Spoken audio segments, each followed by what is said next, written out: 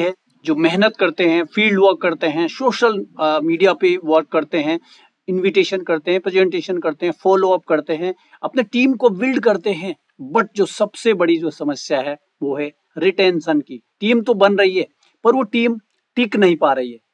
दोस्तों, टीम टिकती है और तो सबसे पहले मैं कहना चाहूंगा, आज की डेट में अगर हम बात करें, क्या सभी के सभी स्पोर्ट्समैन बन सकते हैं? क्या सभी के सभी जो है स्पोर्ट्स में सफल हो सकते हैं? नहीं हो सकते। क्या अगर हम बात करें सभी अगर एक्टिंग की दुनिया में जाएं, अगर मैं कहूं कि आज की डेट में हजारों एक्टिव ड्रामा सोशल इस तरह की जो है स्टूडियो हैं, लाखों बच्चे वहां पर तैयारी करते हैं, बड़े बड़े सपने देखते हैं, क्या सभी सफल होते हैं? नहीं हो पाते। क्या सबका, बहुत सारे लाखों बच्चों का सपना होता है यूनिफॉर्म का, क्या वहां पे सब सफल हो पाते हैं? करोड़ों का सपना होता है डॉक्टर्स बनने का, क्या सभी डॉक्टर्स बन पाते हैं? लाखों बच्चों का सपना होता है इंजीनियर्स बनने का, क्या सभी इंजीनियर बन जाते हैं? लाखों बच्चों का, लाखों लोगों का सपना होता है कि वो जो है वो भी कहीं ना कहीं जो है फाइटर जेट उड़ाएं, लेकिन चुनिंदा लोग ही जो है वहां पे पहुंच पाते हैं। आज की डेट में आप देखोगे हजारों लाखों लोग राजनीति में भी अपना कैरियर ढूंढ रहे हैं और पूरा जीवन, कई कई लोगों का तो पूरा जीवन, पैसा सब कुछ निकल गया, लेकिन आज तक उनको राजनीति में पहचान नहीं मिली। और मैं कहना चाहूंगा लगभग दुनिया का हर एक प्रोफेशन में लाखों करोड़ों लोग समय दे रहे हैं, पैसा दे रहे हैं, मेहनत कर रहे हैं, सब कुछ अपना लगा रहे हैं। बट डायरेक्ट सेलिंग में क्या?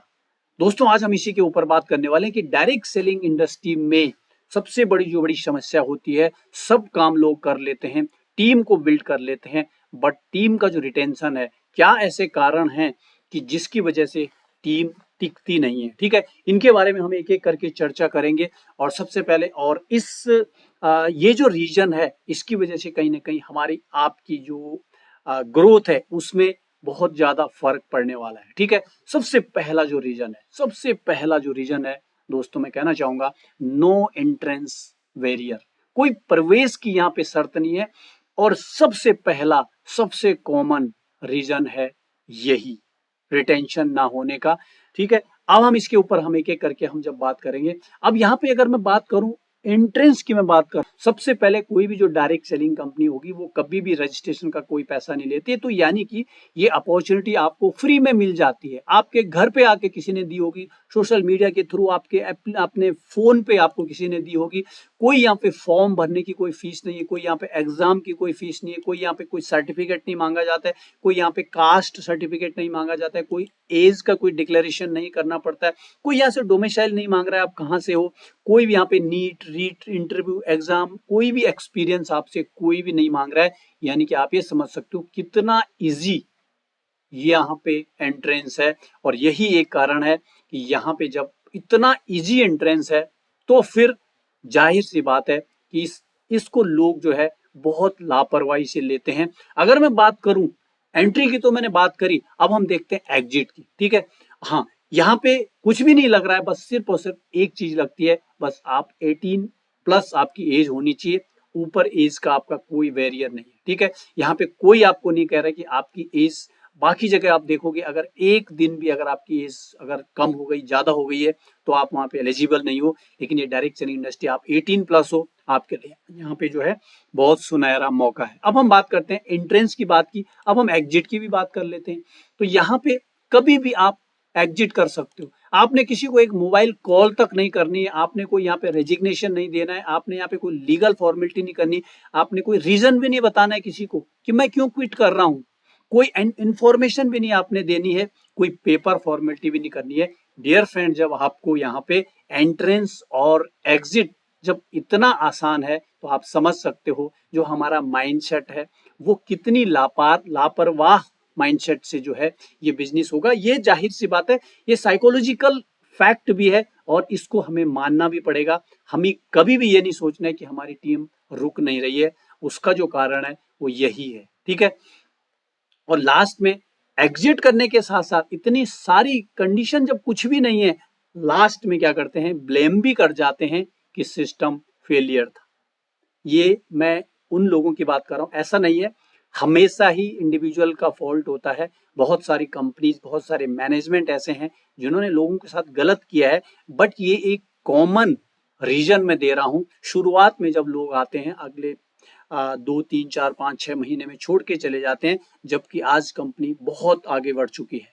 मैं उस रीजन की बात कर रहा हूँ। ऑब्वियसली बहुत सारी कंपनीज ने भी लीडर्स के साथ या जो सीनियर बिजनेस पार्टनर्स ने, अपलाइन ने भी लोगों के साथ गलत किया है, बट एक कॉमन रीजन है कि लोग क्विट करते हैं। इसलिए करते हैं कि यहाँ पे कुछ लगता नहीं है, यहाँ पे कोई शर्तें नहीं है, और जितना आसान यहाँ पे एंटर करना है उतना ही आसान यहाँ पे क्विट करना है। ठीक है, अब दिमाग क्या करता है, जब कुछ शर्तें ही नहीं है तो दिमाग उसे सीरियस अपॉर्चुनिटी मानता ही नहीं है। एक ह्यूमन का नेचर होता है, जिस चीज के लिए आप मेहनत करते हैं ना, उसकी वैल्यू अपने आप आपके मन में आ जाती है। आपके माइंडसेट उस चीज को वैल्यू देने लगता है, क्योंकि जहां एंट्री फ्री होती है ना, वहां कमिटमेंट भी फ्री माइंडसेट वाला हो जाता है ना। एक होता है फ्री माइंडसेट, एक होता है पेड माइंडसेट। तो जब कुछ भी नहीं है, जब कुछ भी शर्तें नहीं है, एंट्रेंस एग्जिट बिल्कुल फ्री है, तो माइंडसेट भी कैसे होगा, फ्री माइंडसेट होगा। तो ये पहला रीजन था। तो यहाँ पे मैं आपको ये बताना चाहूंगा कि अगर आपकी टीम में भी इस तरह लोग आ रहे हैं, जा रहे हैं, तो एक रीजन ये भी हो सकता है, और भी बहुत सारे रीजन है, हम उनके ऊपर ही बात करेंगे। बट अगर लोग आ जा रहे हैं तो उसके लिए आपको फ्रस्ट्रेट होने की जरूरत नहीं है, क्योंकि यहाँ पे ये सब हुआ था, फ्री एंट्रेंस हुआ था, फ्री एग्जिट हुआ था, कुछ भी यहाँ पे नहीं लगा था, इसलिए वो आ जा रहे हैं। ये कॉमन रीजन है। आप अपना काम करते रहिए। ठीक है, सोल्यूशन की बात करेंगे तो सोल्यूशन भी देंगे हम लास्ट में। इन सारे जो प्रॉब्लम है, इनके सोल्यूशन के बारे में भी हम बात करेंगे। नेक्स्ट हम देखते हैं सबसे पहले और क्या, इंस्टेंट रिजल्ट एक्सपेक्टेशन, तुरंत रिजल्ट की जो मानसिकता होती है ना, ये भी एक बड़ा रीजन है। आज की जो जनरेशन है उसको क्या चाहिए, क्विक डोपामाइन होता है ना, बस एकदम से खाया पिया और बॉडी में असर कर गया। ठीक है, तो डोपामाइन रिजल्ट चाहिए, ऐसा होता नहीं है। नेटवर्क बिल्डिंग टाइम लेता है, 3 से 6 महीने, 8 महीने, 1 साल कंसिस्टेंसी चाहिए होती है। ज्यादातर लोग पहले से 30 दिन और 60 दिन के अंदर इनकम ना देखकर ड्रॉप आउट कर जाते हैं। आपने भी देखा होगा, आपकी टीम में भी बहुत सारे लोग आए, एनर्जी के साथ उन्होंने स्टार्ट किया, बट 30 दिन और 60 दिन उनका मैक्सिमम जो है उनका लिमिट होता है। ठीक है, तो यहाँ पे जो एक रीजन ये भी है कि उनको जो है, उनकी जो मानसिकता है वो उनको तुरंत रिजल्ट चाहिए, और ऐसा होगा नहीं, न यहाँ होगा, नहीं किसी भी इंडस्ट्री में हो रहा है दुनिया में। ठीक है, अब कुछ एग्जांपल देखते हैं। अमेजोन की अगर हम बात करें 1994 में, ठीक है, कई साल तक आप इसको पढ़ोगे, स्टडी करोगे, तो ये 2003-4 के बाद ये धीरे धीरे जो है सस्टेन हुआ, और कई सालों तक ये लॉस में चला। लेकिन जो है यहाँ पे इसको भी कम से कम देखो 20 साल प्लस लग गए। एप्पल की बात करें 80-90 में ये जो है स्ट्रगल फेज में था, 97 में ये जो है बैंकक्रप्ट भी होने वाला था। ठीक है, सब कुछ खत्म हो गया था, लेकिन 2007 के बाद जो मैसिव ग्रोथ आई, उसके बाद आप देख सकते हो आज सबसे बड़ा मार्केट अगर है इंडिया आईफोन का। ठीक है, तो 20 साल ईयर्स इसको भी लग गए। सचिन तेंदुलकर की इंडिविजुअल की किसी व्यक्ति की बात करें तो इन्होंने भी 16 साल की उम्र में 89 में शुरुआत किया था, लगातार इनको भी जो है 8-10 साल लगे। 24 साल का इनका जो कैरियर था उसमें भी जो है बहुत समय इनका लगा। अरिजीत सिंह जो एक सिंगर है, उन्होंने भी एक रियलिटी शो से शुरुआत किया था, और उनको जो रिकॉग्निशन मिली वो भी कहने के 8 से 10 साल के बाद मिली। इन्फोसिस की बात करें तो इसने भी जो है लंबा समय दिया। ठीक है, अगर अमेजन हो गया, जो अगर आपका एप्पल हो गया, ठीक है, चाहे हम सचिन तेंदुलकर की बात करें, अगर इनको बनने में 20 साल लगे, तो फिर डायरेक्ट सेलिंग में 3 महीने में मिलीनियर कैसे बन सकते हैं?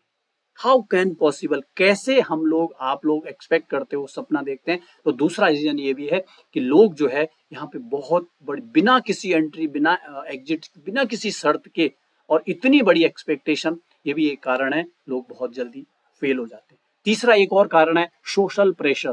ठीक है, ह्यूमन ब्रेन रिजेक्शन से बहुत ज्यादा डरता है ना, बहुत आरामदायक कंफर्ट जोन में रहना चाहता है। दूसरा, उसको रिजेक्शन नहीं चाहिए, कोई मुझे कुछ बोले ये उसको एक्सेप्ट नहीं है। तो फ्रेंड्स मजाक उड़ाते हैं, कोई ना कोई बोलता है एमएलएम कर रहा है, बस यहीं पे जो है नया जो एसोसिएट होता है, वो 3 से 4-5 रिजेक्शन, छोटे छोटे रिजेक्शन आते हैं, और वो अपना कॉन्फिडेंस लूज कर देता है और इस इंडस्ट्री से क्विट हो जाता है। तो ये रीजन है। नेक्स्ट है स्किल गैप। जब रिजल्ट नहीं आता है तो ब्रेन कहता है यार ये मेरे बस की बात नहीं। होता है आपके साथ, हमारे साथ, बहुत सारे जो आज सफलता की ऊंचाइयों पे हैं, उनके मन में भी ये आया, लेकिन उन्होंने क्या करा, स्किल्स पे फोकस किया। जब स्किल्स आ जाएंगी तो अपने आप जो है काम होगा। ठीक है, प्रोस्पेक्टिंग, फॉलो अप, प्रेजेंटेशन, ये स्किल है, ये कोई टैलेंट नहीं है।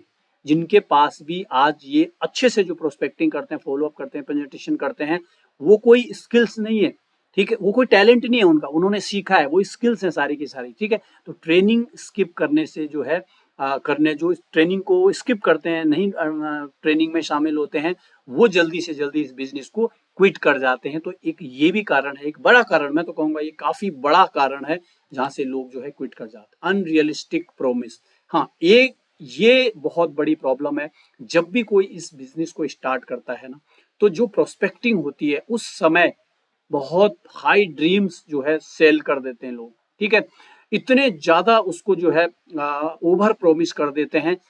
उसके बाद जब वो ग्राउंड में उतरता है और देखता है तो वो शॉक हो जाता है, यार जो मुझे दिखाया गया था, जो मुझे बताया गया था, उससे तो यहाँ बहुत अलग है, ठीक है। तो ओवर प्रोमिस से क्या होता है, डिसअपॉइंटमेंट आता है और उससे ड्रॉप आउट होने के सबसे ज्यादा चांस रहते हैं। तो जब भी आप प्रोस्पेक्टिंग करो, बिल्कुल रियल, कोई भी ऐसा सपना ना दिखाए। मैं तो कहता हूँ लाखों करोड़ों का सपना मत दिखाओ, आप 5,000 10,000 का सपना दिखाओ, उससे अपने आप लाखों करोड़ों तक जाएगा। बट हम क्या करते हैं, हम लाखों करोड़ों की बात करते हैं और ग्राउंड में जब रुपयों में भी नहीं हो पाता है तो फिर डिसअपॉइंटमेंट एंड ड्रॉप आउट हो जाता है। ये भी एक रीजन है। आइडेंटिटी कॉन्फ्लिक्ट, सेल्फ इमेज, मैं सेल्समैन नहीं हूं, ठीक है। मानसिकता यहाँ पे बहुत बड़ा जो माइंडसेट रोल प्ले करता है। लोग सेलिंग को गलत समझते हैं और जिन्होंने सेलिंग को, जिन्होंने एक पर्सन है वो कहता है अच्छा मैं तो बेचने वाला हूं, मैं ऐसे कैसे करूंगा, मैं सेल्समैन नहीं हूं। वहीं पे एक पर्सन बोलता है कि मैं सॉल्यूशन प्रोवाइडर हूं, मैं लोगों की जरूरतों को ध्यान में रखते हुए जो उनको चाहिए वो मैं उनको प्रोवाइड कर रहा हूं, उनको मैं जो है समाधान दे रहा हूं। वही टिक सकता है, उसको बल्कि और ज्यादा मजा आएगा, इंटरेस्ट आएगा। लेकिन जो सोचेगा मैं सेल्समैन नहीं हूं, मैं सेलिंग कैसे करूंगा, वो नहीं टिक पाएगा। तो ये कैसे होगा, ये हमें माइंडसेट बदलना पड़ेगा। सॉल्यूशंस के ऊपर हम आगे बात करेंगे।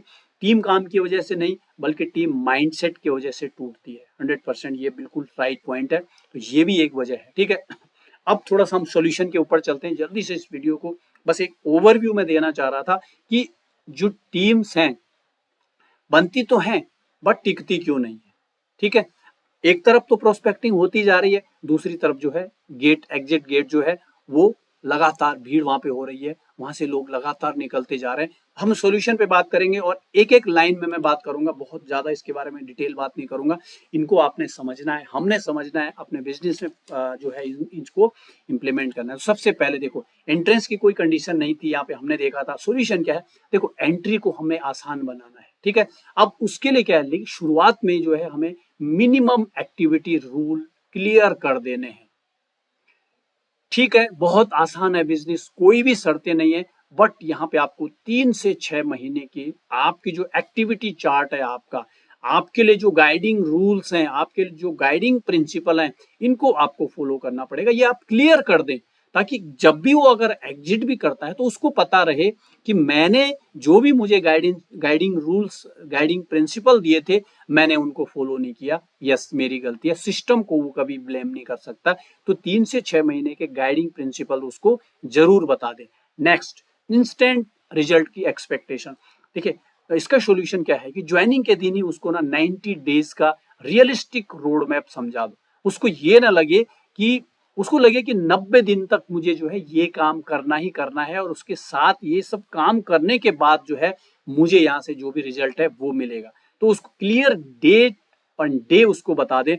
स्किल डेवलपमेंट की कमी होती है, ठीक है। Weekly training plus role play culture, ठीक है, मैंडेटरी बनाइए। यहाँ पे जो है अपनी जो ट्रेनिंग का जो सिस्टम है, अपनी पर्टिकुलर टीम के साथ जो आपका ट्रेनिंग है उस कल्चर में शामिल कर दीजिए, ठीक है। एक ऐसा एनवायरनमेंट बना दीजिए कि जहां सभी जो ट्रेनिंग है ना, जो स्किल्स जो हमारी ट्रेनिंग होती है उसको वो लोगों को बर्डन ना लगे बल्कि वहां पे लोगों को इंटरेस्ट आए। अगर ऐसा हो जाता है तो फिर टीम का जो रिटेंशन है वो बहुत ज्यादा हाई होने वाला है, ठीक है। इमोशनल कनेक्शन नहीं बनता है, यस। पर्सनल फॉलोअप यहाँ पे होना चाहिए, चाहे हेल्थ हो, चाहे फैमिली हो, चेक इन सारी चीजों को हमें एक सिस्टम बनाना पड़ेगा। हमें सिर्फ बिजनेस के लिए नहीं कनेक्ट रहना है, हमें जो है आप इमोशनली भी हमें एक दूसरे के साथ कनेक्ट रहना है। विजन क्लियर नहीं होता है, हर नए मेंबर को लिखित गोल सेटिंग कराइए।